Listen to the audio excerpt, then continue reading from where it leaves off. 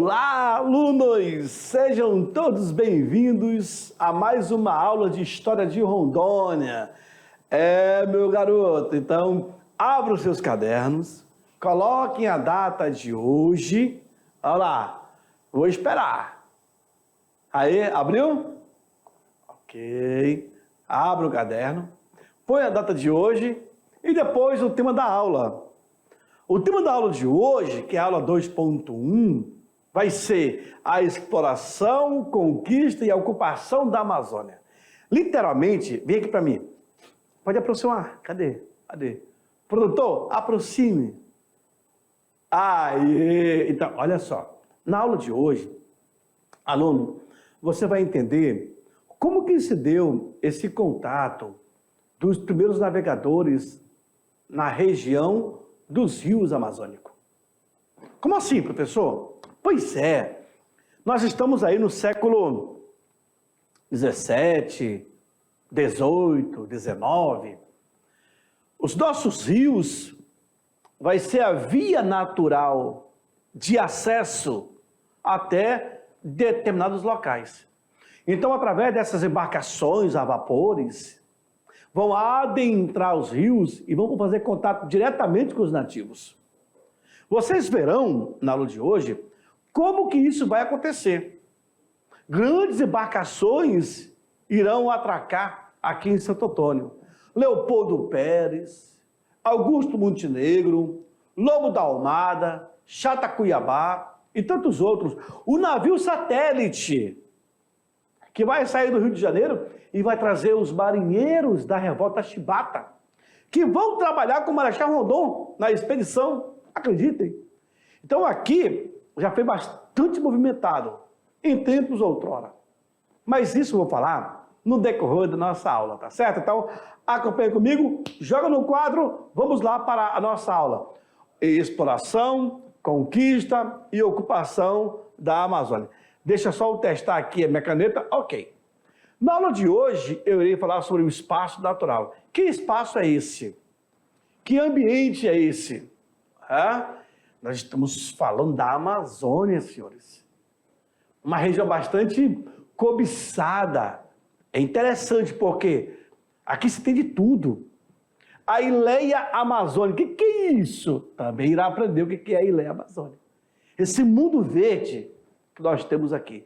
Aí, vou falar sobre a navegação pelos rios de Rondônia, os rios do Amazonas e de Rondônia, e por último, eu irei falar sobre as drogas do sertão. O que é isso? Pois é, vamos fazer, assim como tivemos as especiarias vindo de Calicut, lá das Índias, aqui nós teremos as famosas drogas do sertão.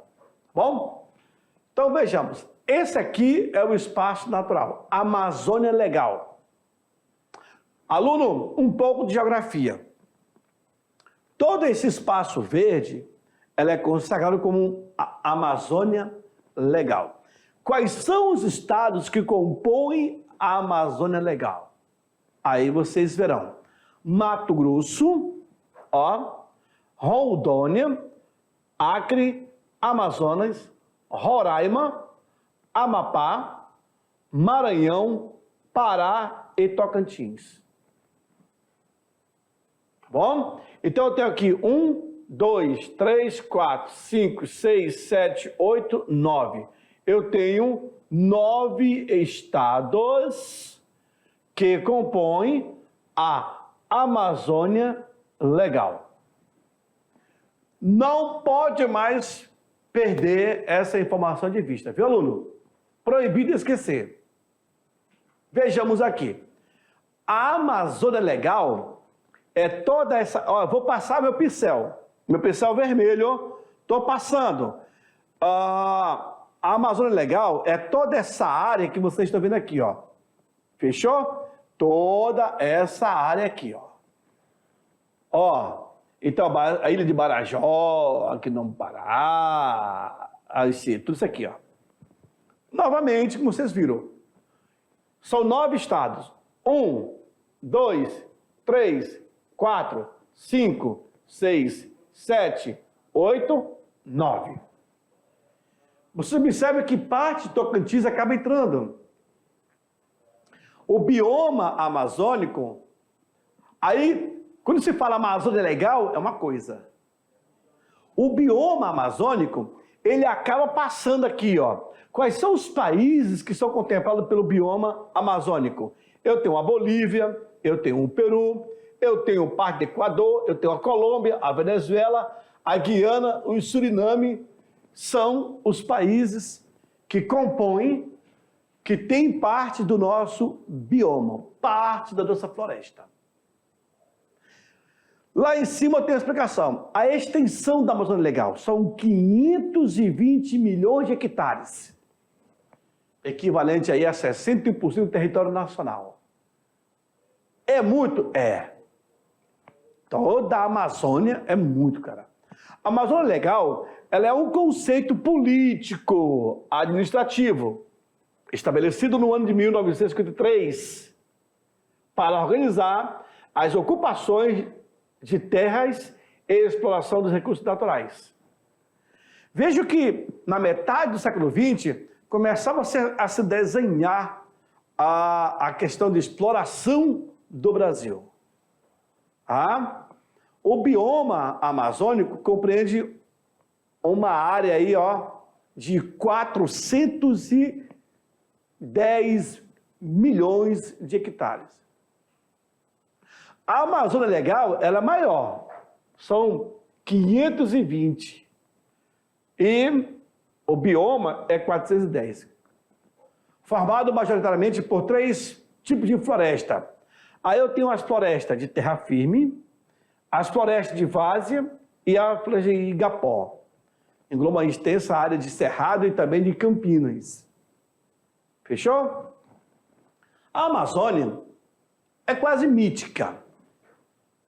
Um verde e vasto mundo de águas e florestas, onde as copas de árvores imensas escondem o úmido nascimento, reprodução e morte de mais de 1/3 das espécies que vivem sobre a Terra. A Amazônia é o maior bioma do Brasil. A bacia amazônica é a maior bacia hidrográfica do mundo. Olha isso, aluno. A floresta é a maior reserva de madeira tropical do planeta. Sem contar que nas copas das árvores, você navegando pelo Amazonas, você sobrevoando a Amazônia de avião ou de helicóptero, você percebe que embaixo é só um campo verde. É só a grama verde. Na verdade, são florestas. Você vê uma única tonalidade, só o verde, verde, verde, verde. Então, as copas das árvores, 30, 40, 50 metros, elas fecham. Acaba que sufoca o nascimento de outras espécies. Sabiam? Espécies essas que poderiam dar outro resultado. Porém, é a sobrevivência. Aquelas árvores que têm facilidade de sobreviver somente com o ar, ela cresce. Somente com a luz do sol, ela cresce.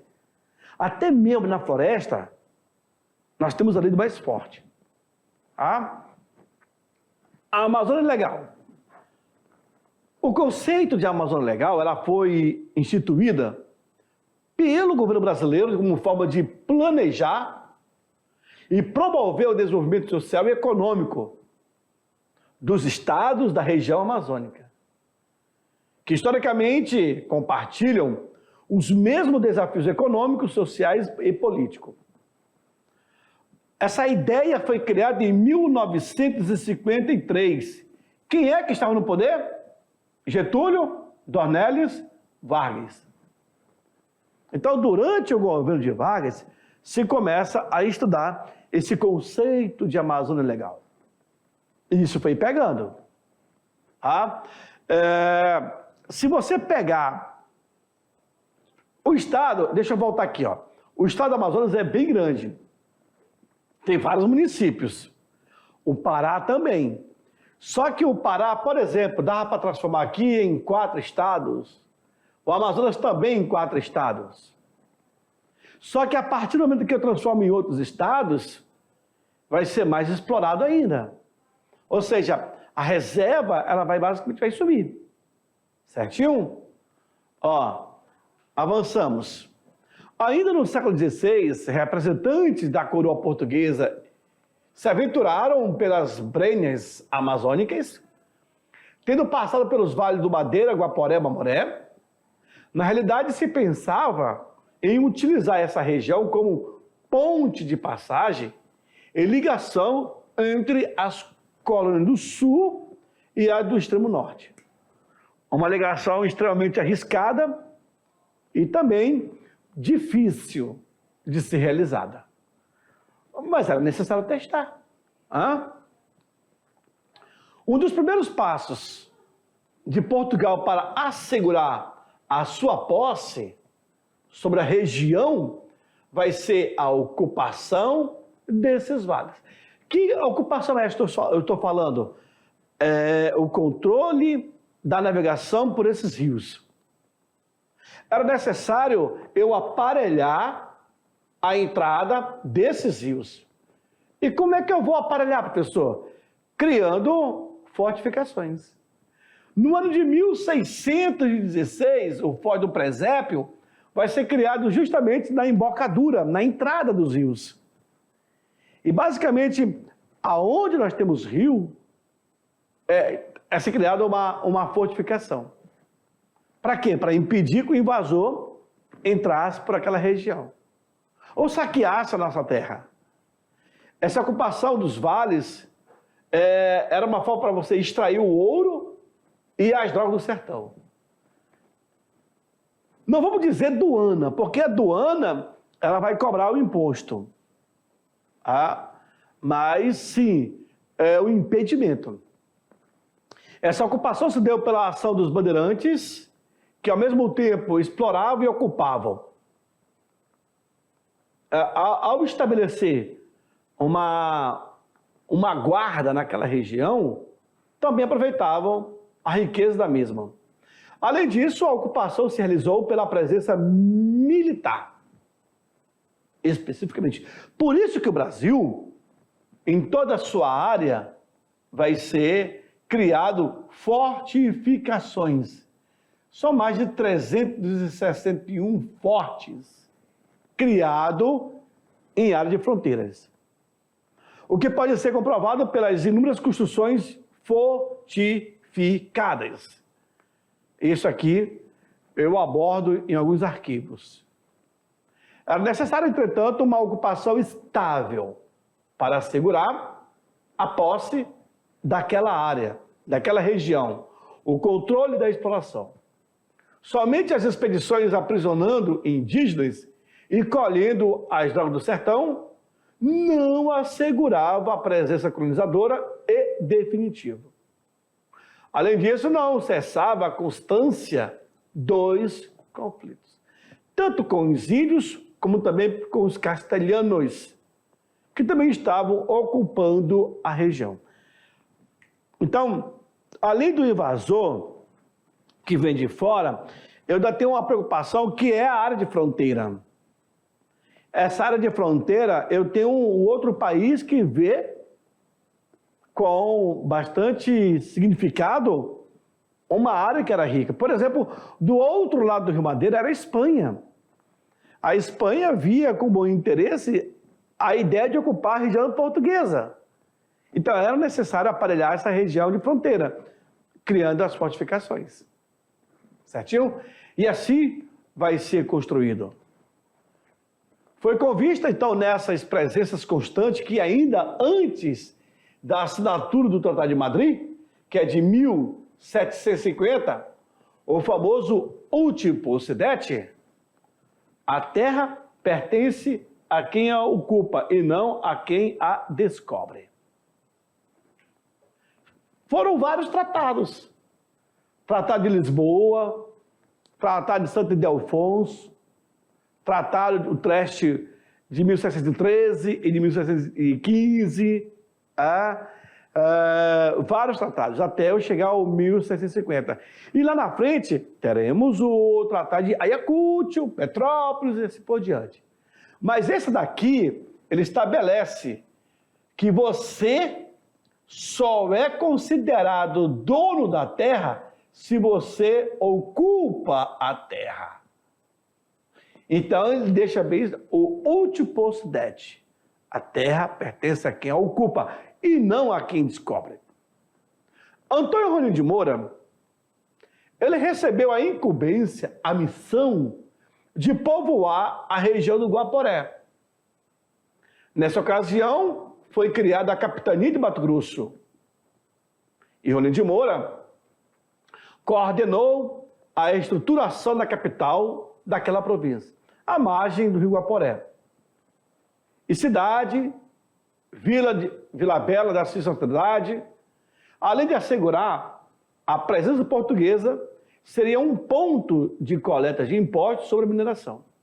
Então, Antônio Rolim de Moura cria em 1752 a capital da capitania. Mas no ano de 1748 é criado Vila Bela da Santíssima Trindade. Vila Bela da Santíssima Trindade é criada em 1748. Perdão. Roda a fita. A Capitania de Mato Grosso, é criada em 1748. A capital da capitania, que é Vila Bela, vai ser criada em 1752. Primeiramente é criada a capitania e depois é criada a capital da capitania. No caso, Vila Bela. Fechou? Ileia amazônica, beleza amazônica, riqueza amazônica. E aí você vê o próprio nativo que faz parte dessa natureza, nosso índio, os rios que dão vida a essa natureza. Nós temos a vida selvagem e o principal símbolo é a nossa onça pintada, o amanhecer na proa da canoa, a imagem lindérrima. Logo também temos aí o peixe assado com ali no bucho, como é que dá o nome? Com ingredientes ali no bucho, né? E muitas vezes também na folha da bananeira, aí ele fica um espetáculo. Parece que ele foi feito na Wi-Fi, aquela coisa bem suculenta. E acima, aqui, eu tenho a famosa droga do sertão. Vamos chegar lá nela, tá bom? Veja aí. Claro, isso aqui já denuncia, né? É o nosso famoso açaí, que o cara fala, Claro que tudo isso é comida de índio. É o índio que vai descobrir. E o homem branco acaba também aproveitando esse paladar, esse sabor, e dá créditos, e gosta, e traz para o seu convívio. Aí, o peixe, como é que era assado, enfim. Vejamos lá nossa Ileia. A Amazônia é também chamada de floresta amazônica ou selva amazônica. Floresta equatorial da Amazônia ou floresta pluvial ou Ileia amazônica. A Ileia amazônica é uma floresta latifoliada úmida que cobre a maior parte da bacia amazônica da América do Sul. Essa bacia abrange 7 milhões de quilômetros quadrados, dos quais 5 milhões e meio são cobertos pela floresta tropical. Quando fala floresta latifoliada, são florestas com árvores com grandes folhas enormes. Tanto é a maior folha do mundo, mede mais de 3 metros de comprimento. A maior folha. Então, se você observar, na nossa floresta, as nossas árvores, existem folhas gigantescas. E vocês imaginem, o grupo dessas folhas, lá na copa, ela acaba impedindo a entrada de luz, do calor, para as sementes que estão surgindo na parte, da parte do solo. Por isso que eu falei agora há pouco, que há uma concorrência também ali. Só sobrevive a espécie mais resistente, tá? Então a Ileia é uma floresta latifoliada, com árvores que têm suas folhas enormes, certo? Poucos lugares do mundo são tão importantes para a sobrevivência da humanidade quanto a Amazônia. A floresta, símbolo da força da natureza, tem um papel fundamental na estabilidade do clima e também das chuvas. Nela vivem mais de 40 mil espécies de plantas. Bom, aluno, isso aqui é uma base. Talvez existam muito mais. Dizer que 40 mil espécies é muito, mas pode ser 100, pode ser 150. Por que eu falo isso? Porque isso aí é só um recorte. Eu não tenho pesquisadores para fazer todo o levantamento. Isso aí é uma base. 400 espécies de mamíferos, isso aqui, na verdade, é o que foram catalogados. Tá? Isso é o que tem registrado. E fora muitos outros que faltam registrar. 400 espécies de mamífero, 1.200 espécies de pássaros, 3.000 espécies de peixes. Ela é também a região que concentra 1/5 da água doce do mundo. Com seus rios inigualáveis, que servem de entrada para os moradores. É por isso que a Amazônia, ela desperta ambição. Uma região muito rica para ser explorada. Lá, de 180 etnias de povos indígenas. É um recorte também, tem muito mais. Fora os isolados. Cerca de 14 milhões de famílias urbanas e rurais, a Amazônia brasileira encontra-se sob risco. Que risco é esse? A exploração do homem. Derrubar as árvores, madeiras de lei, derrubar a árvore para poder criar gado, derrubar a árvore para poder começar a construir cidades, exploração do ouro e assim vai. Cerca de 20% da floresta já desapareceram. Em boa medida por causa da expansão inadequada do agronegócio, da extração de madeira e de infraestrutura. Tudo isso acarreta prejuízo. Eu posso falar que eu já cruzei a Transamazônica 2, 3 vezes, de Porto Velho até Belém. Aluno, tu não tem noção. Você joga no GPS e você só vê marcar reserva. Reserva Tapajós, reserva do Amazonas, reserva Marajó. É só assim. No mapa você vê a localização da reserva. Então, é floresta que não acaba. Eu já viajei também de avião, sobrevoando a floresta amazônica, e não acaba de árvore. Você só vê árvore pela frente. Só verde, verde, verde, verde. Uma coisa incrível. E por chão, por carro, a mesma coisa. Sai rasgando. Então é muito, muito, muito, muito grande. Se de repente, se áreas estão sendo derrubadas para o agronegócio, querendo ou não, isso atinge. E você só consegue ver isso através de satélites, que já tem um mapeamento ali. Incrível, né? Então, madeiras, árvores que irão servir de madeira, que vão servir de móveis e outros meios, se não evitar, se não proibir, daqui a 50 anos, 200 anos, não teremos mais, né? E aí nós partimos para as drogas do sertão. Drogas do sertão são os produtos que serão bem-vindos para o dia a dia da sociedade. Por exemplo, você pega uma castanha do Pará. Quando se fala castanha do Pará, é porque no Pará tem muitas castanheiras. Você andando por lá, eu vi bastante isso. Ah, então está explicado por que castanha do Pará. Tem muitas castanheiras.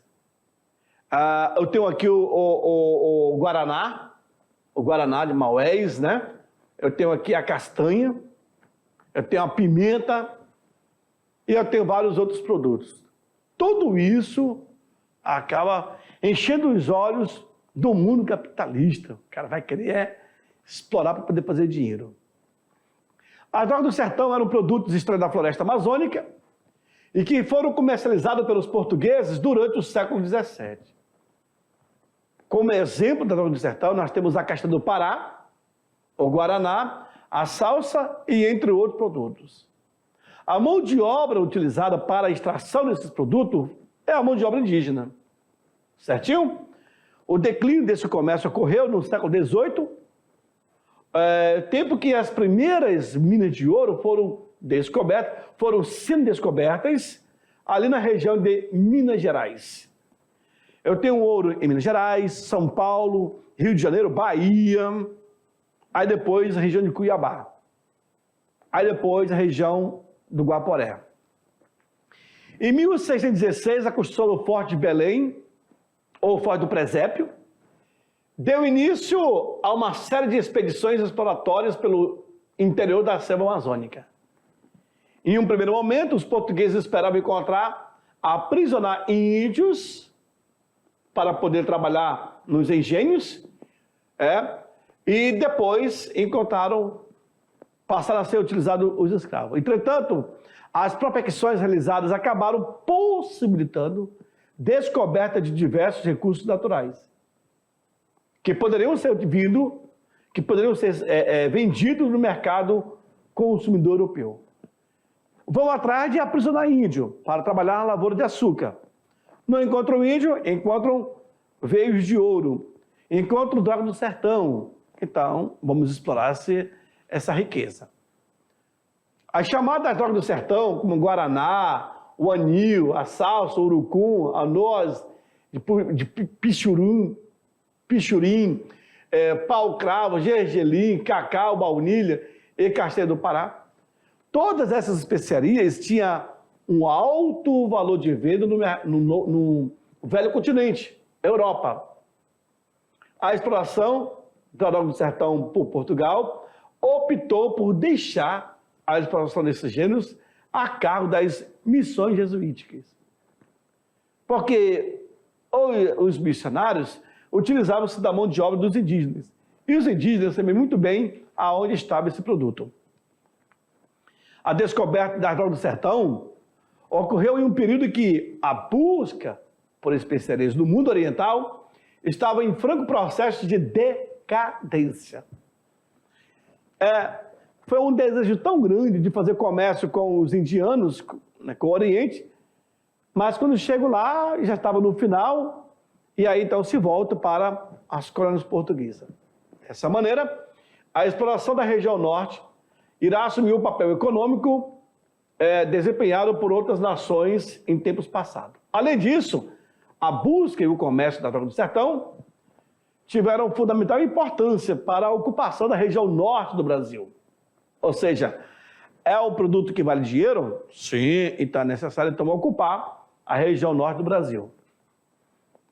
E aí começam a chegar aqui as primeiras navegações.